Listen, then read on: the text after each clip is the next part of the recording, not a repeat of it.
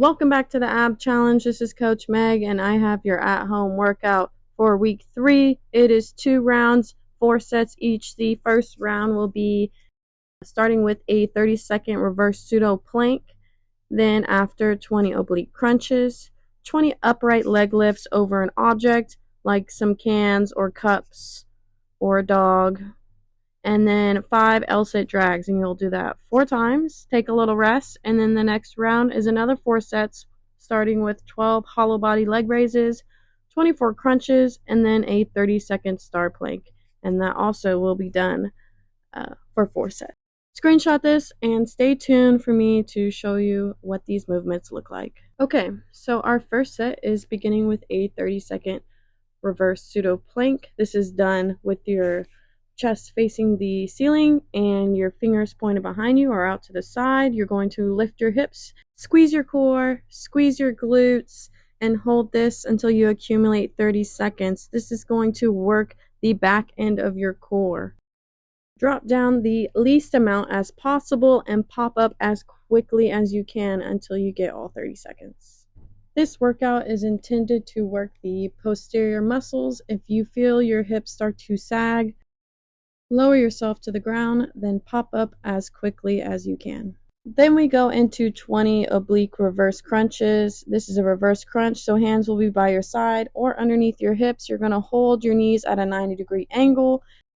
Pick your hips up off the floor and then twist at the top. This little twist at the top will allow a greater peak contraction since we are more intentionally using our abs while also targeting our obliques. Next, we go to our upright leg lift, so we will need our object of choice. Hands can be behind you for better support. Otherwise, they will be beside you, feet together, knees together. You will sit in the most upright position as possible and work on those hip flexors, which is also a part of our core. Each side is 1 rep, same as the oblique crunches. Then we move to 5 L-sit drags. These will need to be done with a towel or socks on a tile or wood floor or a mat in the gym, any type of surface that you can slide your feet on. You can think of this as going from an L-sit to a reverse pseudo plank. Hold the reverse plank just for a couple seconds before you drop back down to the L-sit.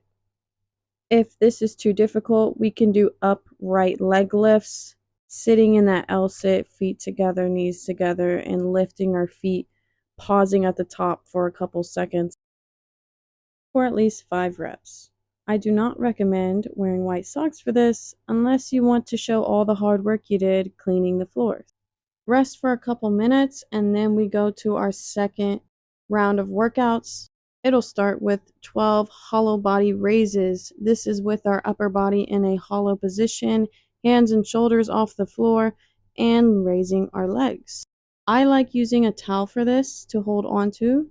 It allows me a greater mind-to-muscle connection to my abdominals.